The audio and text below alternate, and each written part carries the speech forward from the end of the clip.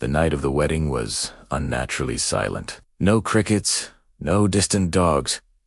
Bargain nothing. Even the wind seemed afraid to move. The old Haveli stood at the edge of the village, decorated with lights that flickered as if they were breathing. Locals whispered that no celebration had lasted long in that mansion. Yet tonight, music echoed again after decades. Everyone believed it was just another wedding. They were wrong. Rohan had never wanted a grand wedding, but his family insisted. It's tradition, his father said, avoiding eye contact. The Haveli belonged to his ancestors, a symbol of pride. What no one told Rohan was that pride often hides graves beneath it. Assis, Mira, stepped inside wearing a deep red lehenga.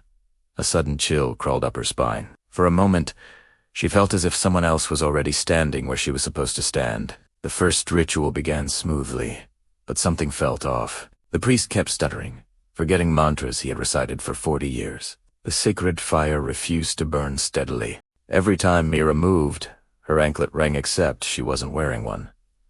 She looked down, confused. Rohan smiled nervously, thinking it was just stress. That was the first mistake. As the couple stood for the Ferris, Mira felt a strange heaviness, like invisible hands pressing down on her shoulders. With every round around the fire, memories that were not hers began flashing in her mind blood on bridal bangles. Screams behind locked doors, a woman crying for help while wearing the same red bridal dress.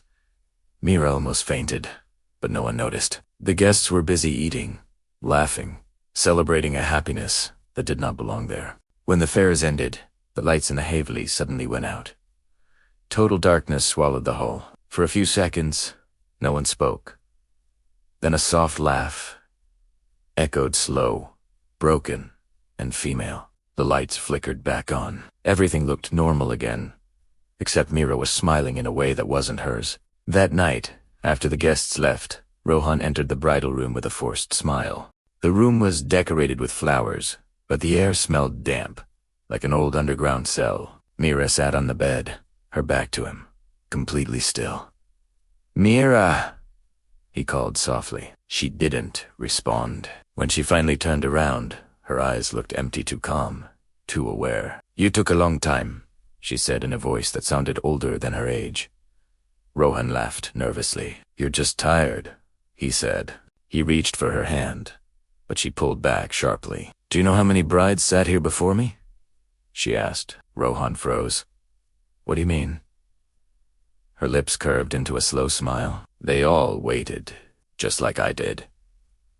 That night, Rohan didn't sleep. Every time he closed his eyes, he heard footsteps circling the bed. At dawn, he found muddy footprints leading from the balcony to the center of the room, footprints that ended abruptly, as if the person had vanished into the air. The next morning, Mira acted completely normal. She touched Elder's feet, smiled sweetly, and spoke politely.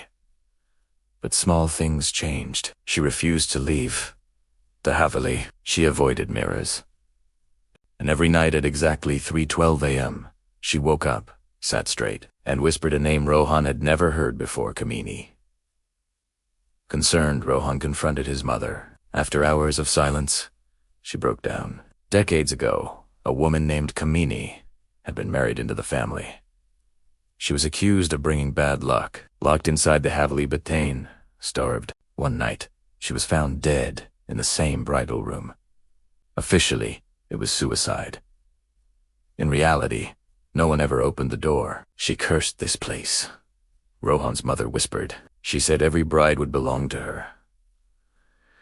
That night, Rohan decided to leave with Mira.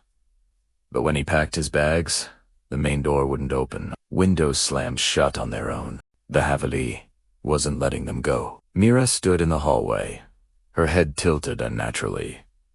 "You can leave," she said calmly, "but I can't. This is my home." Her reflection in the mirror moved slower than she did. The final straw came when Rohan found an old photograph hidden behind a wall. It showed Kamina wearing the same bridal dress, the same jewelry, the same smile Mira now wore at night. On the back of the photo were words scratched deeply into the paper: "I will return through the bride." That night, the Haveli came alive. Doors banged. Walls bled moisture. Mira stood in the center of the courtyard, surrounded by invisible figures. Her voice changed completely. Justice was denied. She screamed. So the wedding continues. Rohan tried to stop her, but an unseen force threw him against the wall. As the first rays of sunlight touched the Haveli, everything went silent again. Mira collapsed to the ground. They left the village before anyone woke up. Months later, Rohan and Mira live in another city. Everything seems normal, but sometimes, late at night, Mira hums an old bridal song she was never taught, and at exactly 3:12 a.m., her anklet rings softly in the dark. Rohan no longer asks questions, because some marriages don't end at death. They only change bodies.